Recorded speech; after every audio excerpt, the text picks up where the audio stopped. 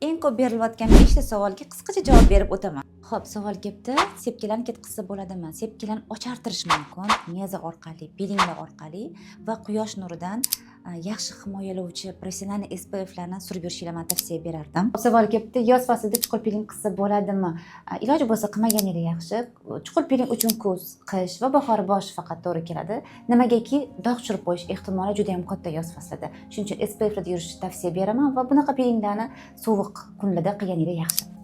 Xo'p, yana savol kelibdi. To'y bo'layotgan qizlarga qancha oldin borish kerak oldingizga? Hammani yuzi har xil qizlar, kimnidir yuzida muammosi bor, kimnidir yuzida muammosi yo'q. Agar muammosi yo'q qizlar bo'ladigan bo'lsa, 2 hafta oldin kelishlarni tavsiya beraman. Nimaga? Korrelyatsiya chetka muolajamiz bor, yuz yaxshilab tozalanadi va karboksi terapiyalar qilinadi. Uni hisobiga yuz tarinlashadi va makiyajli yotishi osonroq bo'ladi.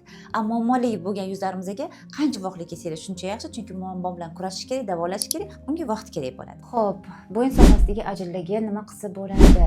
Bo'yin sohasidagi ajinlarga bioretrizantlar qilsangiz bo'ladi, mezalar qilsangiz bo'ladi, oziqlantiruvchi, ajinlarni tortuvchi meza botokslar qilsa bo'ladi. U ham juda ham chiroyli tortib beradi, oziqlantiradi va ajinlarni yoyib beradi. Bitta savol, ko'z atrof ajinlaringizga nima muolaja bor? Ko'z atrof ajinlariga juda ham muolajalar ko'p. Bu meza botokslar bor, bu PDR tarkibli mezalar bor, bioretrizantlar bor. Aynan ko'z atrofi uchun, qorayganlar uchun, osilganlar uchun, ajinlar uchun. Muammoga qarab, imkoniyatlariga qarab chiroyli qilib berishga harakat qilamiz.